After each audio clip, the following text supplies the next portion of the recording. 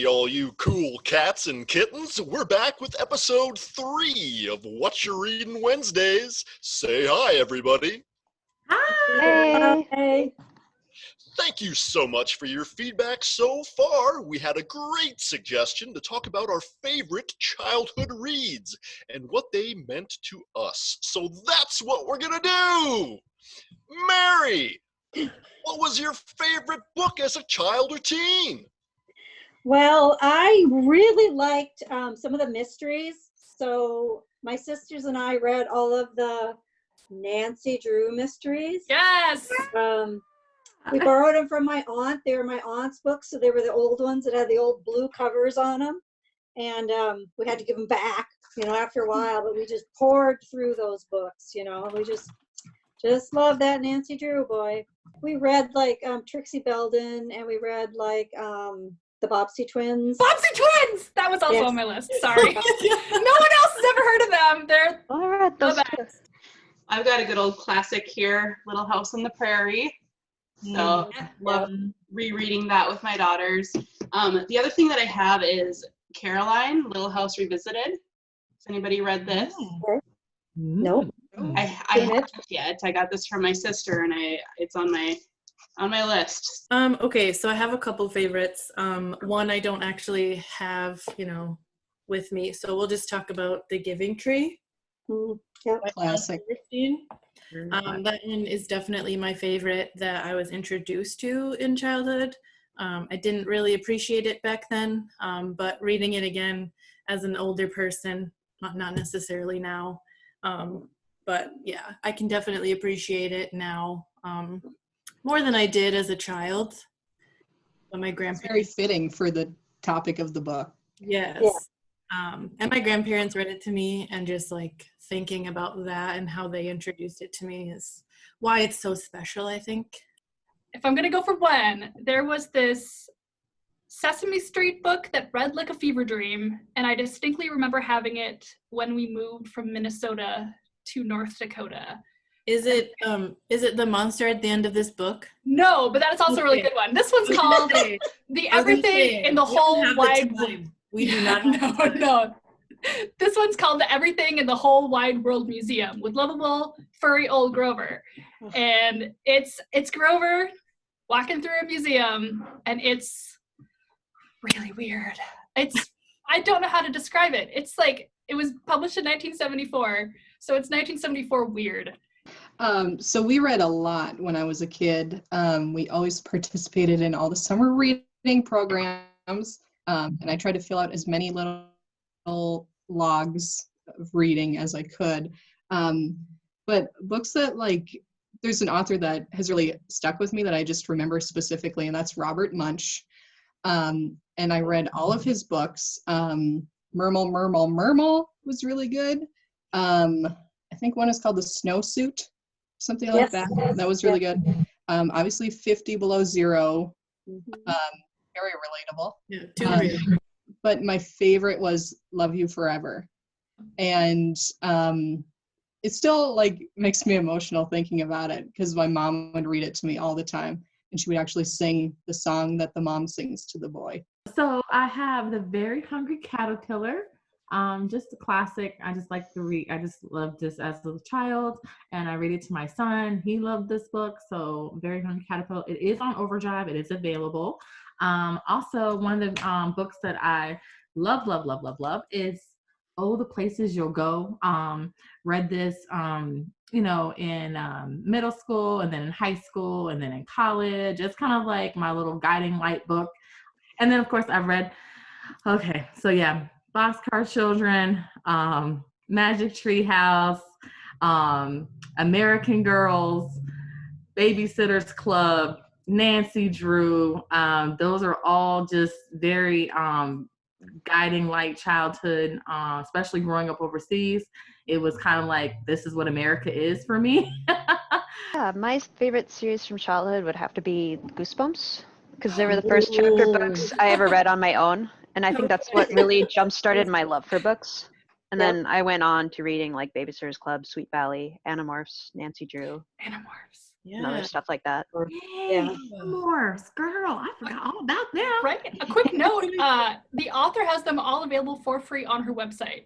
Like all Wow. 50. Yeah. That's cool. Yeah. It's There's a lot of them. Yeah. It's How could I forget about Goosebumps? Those are like my gateway books. To like, Yeah, exactly. Those were my gateway as well. I have Cover a book scared of me. them, like in my apartment. What am I doing with my life? What is your first memory of reading as a child?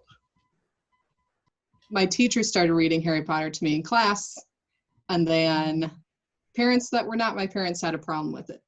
And so we stopped reading halfway through Sorcerer's Stone, and then my mom continued to read them to me. So my teacher in junior high was my mom. So I had to listen to her do a read aloud as a 13-year-old kid in school. It was so embarrassing. I remember when we started reading Harry Potter in school, it was like we would just listen to the audiobook for like an hour in class. And I just remember before we started, my teacher at the time did this like build up to it, like, oh, Harry Potter's going to be here on this day. And I lost it. I was like, Harry Potter's going to be here? Like, oh my God, that's so cool. Turns out she just meant we were going to start reading the book that day. And my heart broke. Yeah, that series of books has been so instrumental in kids reading that wouldn't read before, that would pick up those big fat books and just tear through them in no time flat.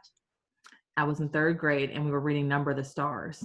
Oh, that's good. Such a good book. And by Lois Lowry, is that how you say it? Yes. Yeah, like I think living in Germany at the time and then reading a book about the Holocaust and Nazis, and I think really resonated, and just knowing that, you know, you could go down to Auschwitz and all that other stuff that's in driving distance from where we were. So I think it just made it really real. Me and both my sisters love to read, and I always tell people the story that the best present my parents ever gave was they gave us little lights that we could hook on the wall right by our bed so we could read in bed with the lights on. It was just great. so cute. It was fun. We just loved it. We had Accelerated Reader back in the day. Do they still have that, AR programs? Mm-hmm. Yeah. Some places. Yeah. I got really into that in 1st and 2nd grade. And I remember the prize was we could go on a limo ride from my hometown to Grand Forks, which was about an hour away. And we got to go have lunch with Terry Doolum and see WDA studio. Oh, wow. Yeah. Love that guy. I love Book It, when you would get those giant badges and get a free personal pan pizza from Pizza Hut. Yeah. Yes, that was a good one too. That was, yeah. As far as I'm concerned, that's the only incentivized reading you need. Pizza. Pizza. It's always pizza time. But yeah, no, I was one of those kids that didn't go to bed when I was supposed to when I was little. And my mom would work like the 3 to 11 at the hospital. So like my dad would fall asleep and I'd just stay up until my mom got home. But she would cuddle with me on the couch and she'd read books to me until I was tired enough to go to sleep. And I think part of that is why I enjoy reading, because it like came from a place of love, I feel like. So I mean, the first thing I remember, like the first like book that I remember is the one that I almost like threw down when Aaron started talking about Sesame Street, but it was the monster at the end of this book. I had that book too. Good too. Like it was one of the 2 books that my grandparents like would have to read to me over and over again, because it was just like, I don't care about anything else, like just read this book to me. My dad and my stepmom were like, okay, well, you guys, you know, my stepbrother and I, they were like, you have to read for 30 minutes every day, no matter what. And that did kind of take the fun out of it for me for a time. And then I was like, you know what, this is actually fun. Because then I think Harry Potter came out and I was like, I'm going to read for longer than 30 minutes. Tiny dad. Yeah. So you. I was homesick because I was a sickly child, lots of fevers. Ugh. And my mother was reading to me The Little House in the Big Woods, right? Yep. And it was great because I have two brothers, and I'm a middle child, so I didn't get as much attention as I would like. And being sick meant that I got mom like 24/7. It was awesome.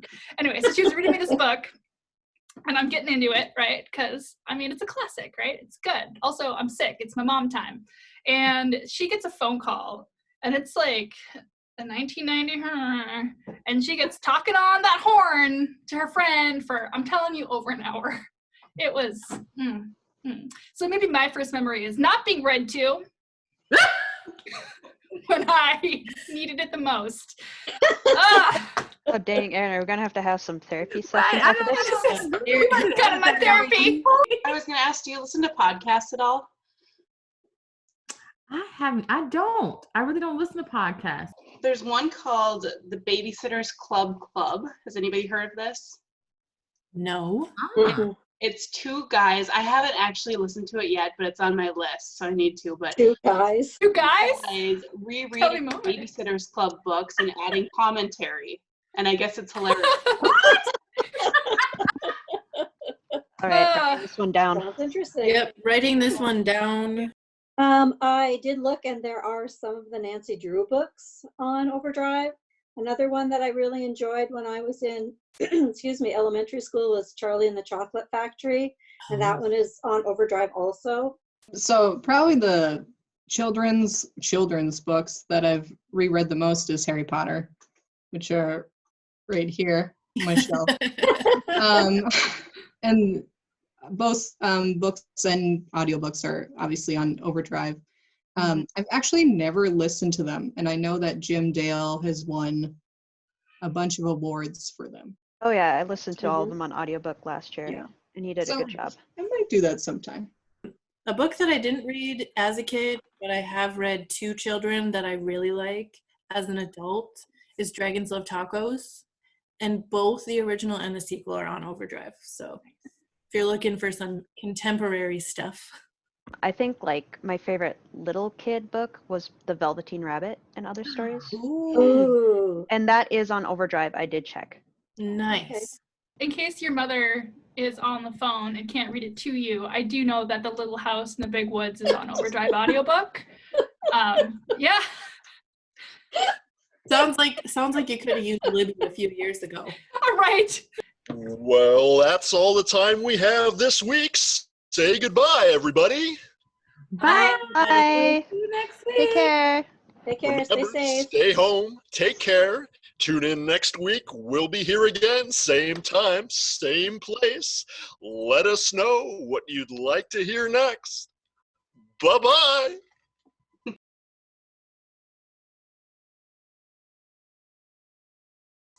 What is your first memory?